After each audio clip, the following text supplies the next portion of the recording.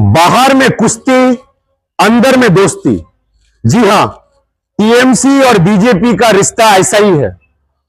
आवाम को बेवकूफ बनाने के लिए टीएमसी और बीजेपी बाहर में कुश्ती करते हैं, लेकिन पार्लियामेंट में फिर ये लोग दोस्ती करते हैं।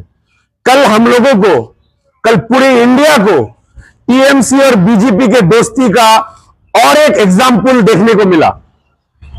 ओम बिरला, जो कि लोकसभा का स्पीकर है, जो हमेशा बीजेपी के नेताओं को प्रायोरिटी देता है और विरोधी नेताओं को बोलने नहीं देता पार्लियामेंट में, ओम बिरला के खिलाफ बीजेपी विरोधी सभी पार्टियों ने मिलकर के नो कॉन्फिडेंस मोशन लाया, अनास्था प्रस्ताव लाया।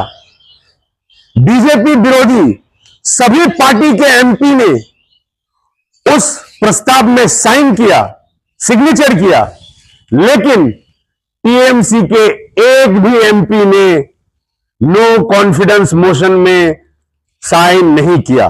जी हां, जो ओम बिरला, जिसको न्यूट्रल रहना चाहिए, वो हमेशा पार्लियामेंट में बीजेपी की तरफ से रहता है, विरोधी एमपीज को बोलने नहीं देता, उसके खिलाफ जब कल पार्लियामेंट में नो कॉन्फिडेंस मोशन लाया गया तो टीएमसी के किसी भी एमपी ने उसमें साइन नहीं किया। यह है बीजेपी और टीएमसी का दोस्ती, यह है मोहब्बत दोनों के दरमियान।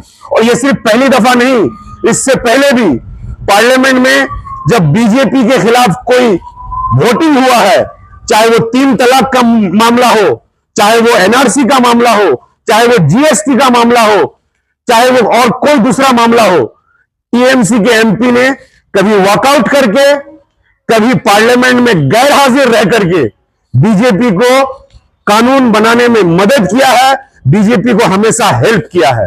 यह है टीएमसी और बीजेपी की दोस्ती। जो लोग अभी भी नहीं समझते हैं, उनको समझना जरूरी है।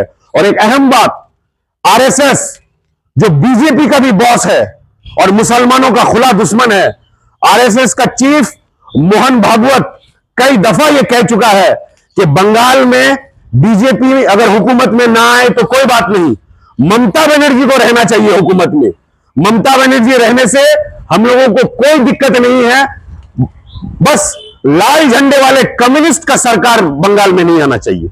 तो इसका मतलब आरएसएस, बीजेपी, टीएमसी के अंदर कितनी गहरी मोहब्बत है, आप यहीं से अंदाजा लगा सकते हैं। टीएमसी ने कभी भी बीजेपी के खिलाफ पार्लियामेंट में वोट नहीं किया, उल्टा मदद किया, और कल भी उन्होंने मदद किया।